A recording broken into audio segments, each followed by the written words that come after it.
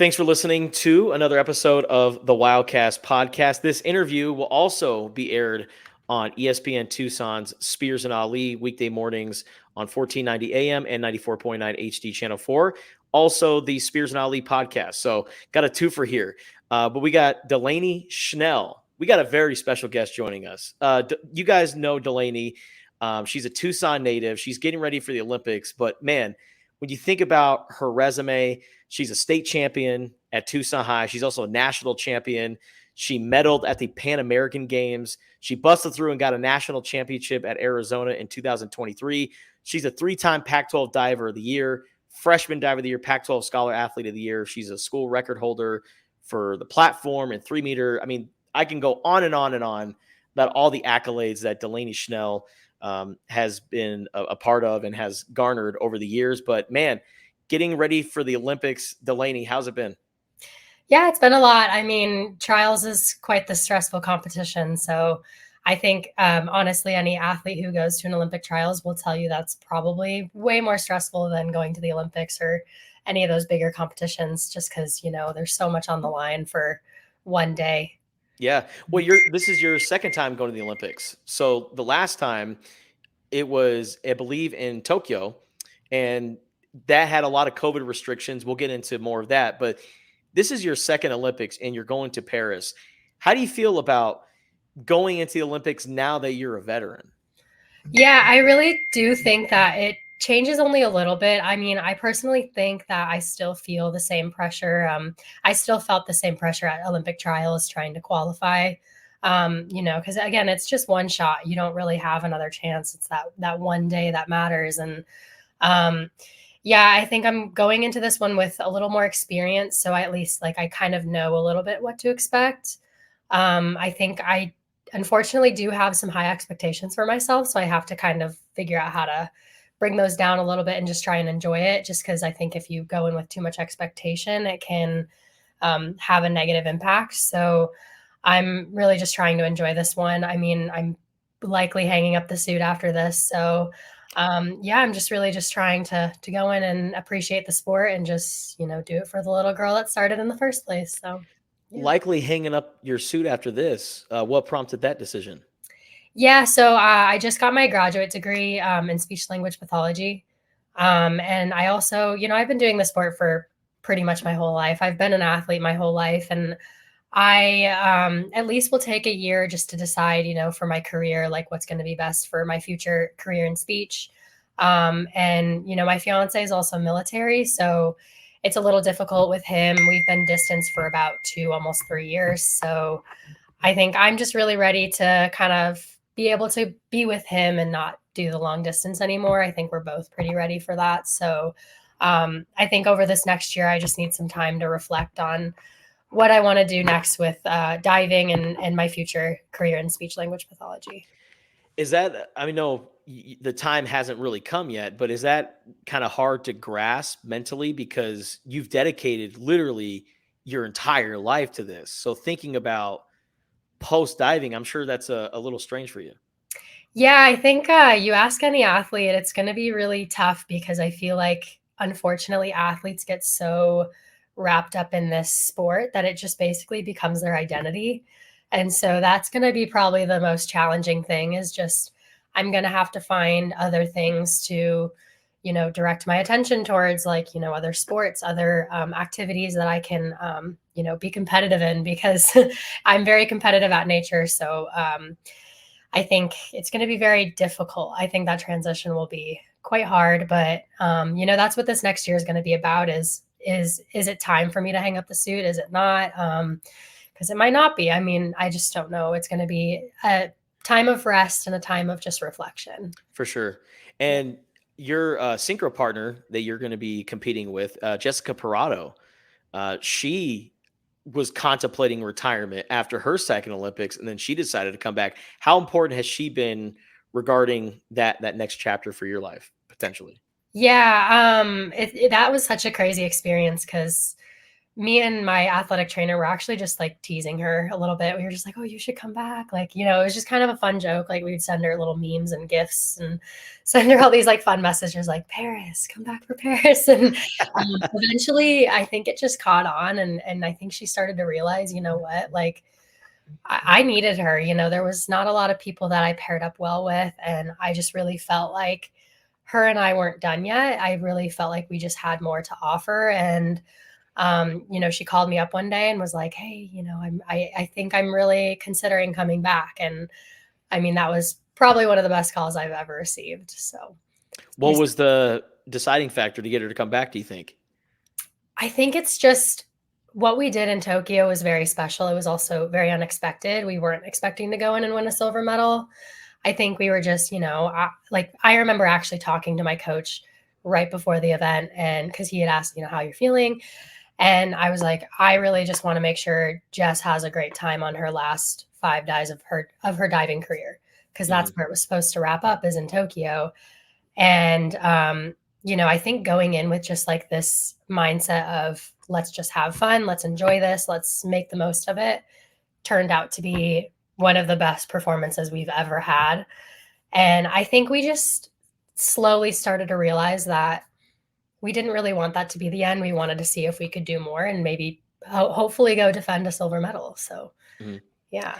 And you guys even surprised yourselves. Like you said, you weren't expecting to get that silver medal, but it's every Olympian's dream to medal. So to be on that podium, to get the medal put around your neck, representing the stars and the stripes, how would you describe that moment, all the emotions that go into that?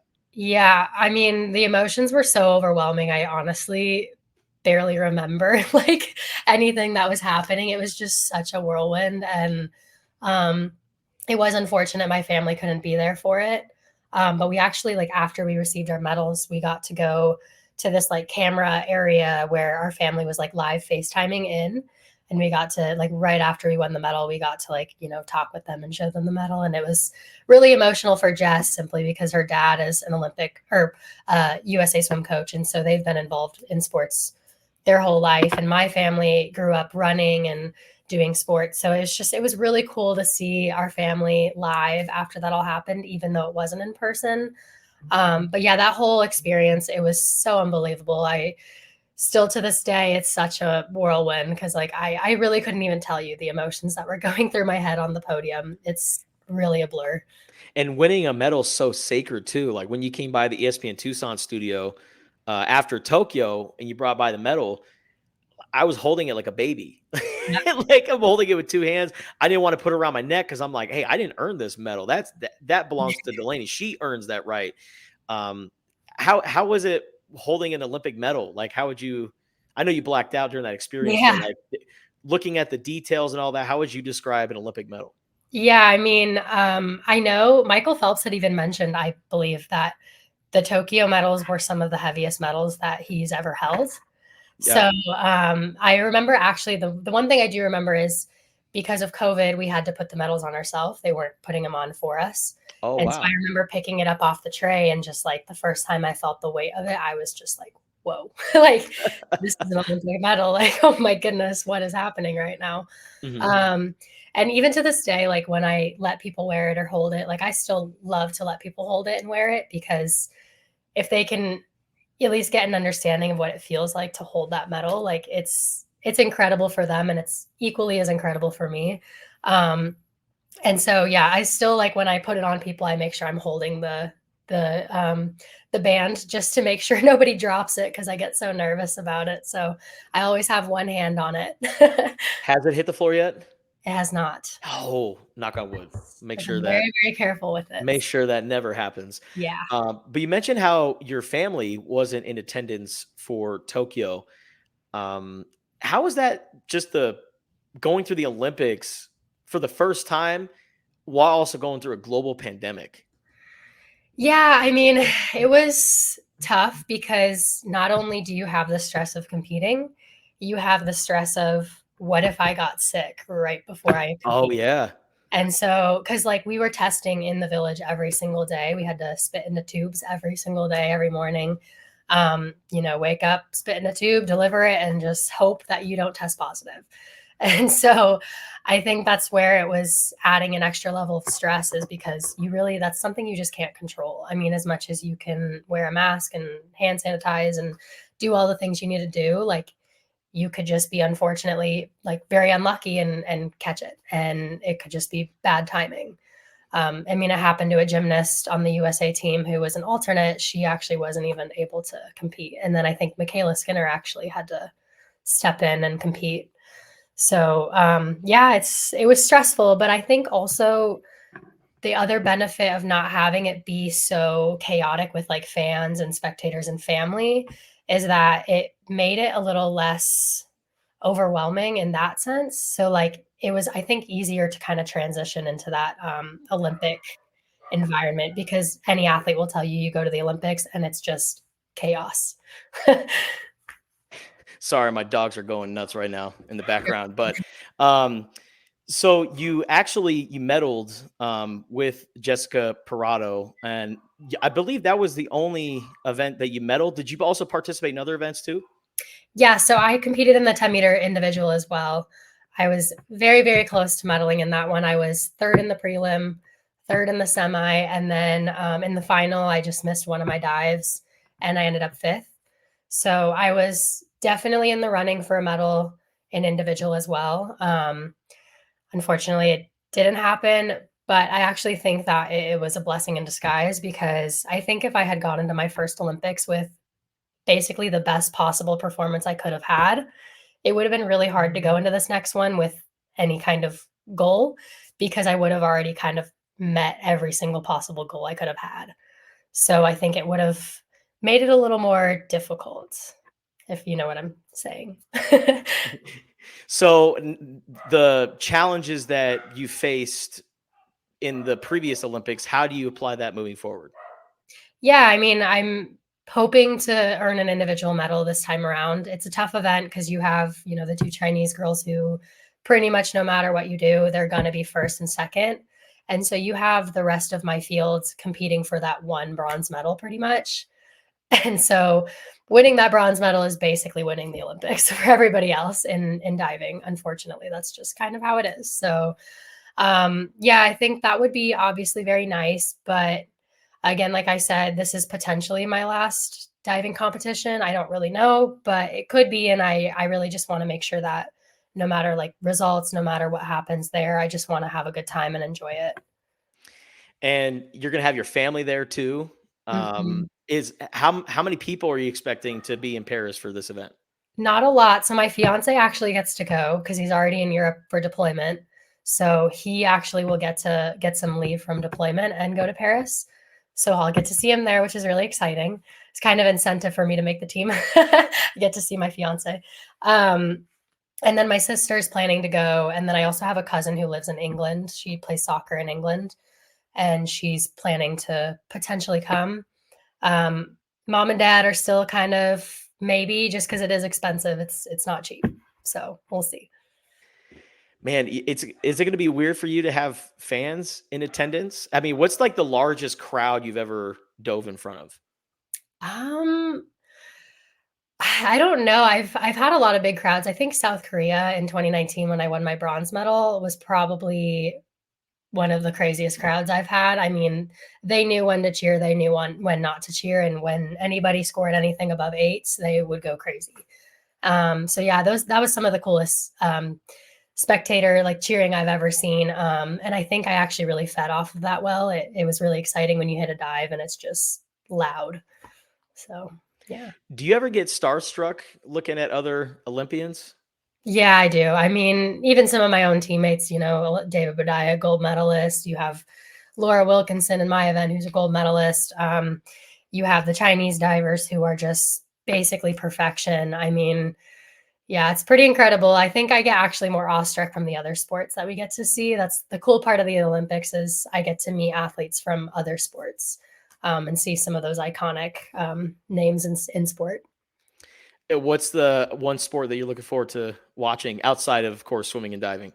Gymnastics. I was a Yeah. gymnast for a long time when I was little. I went to the Curly Ranch for, the B camps and the tops camps. and nationals and stuff. So I would really, really like to see gymnastics, but chances are those tickets are probably sold out. So I don't know how many tickets are reserved for athletes, but hopefully I can go to gymnastics. Heck yeah. Basketball, are you a big basketball fan too?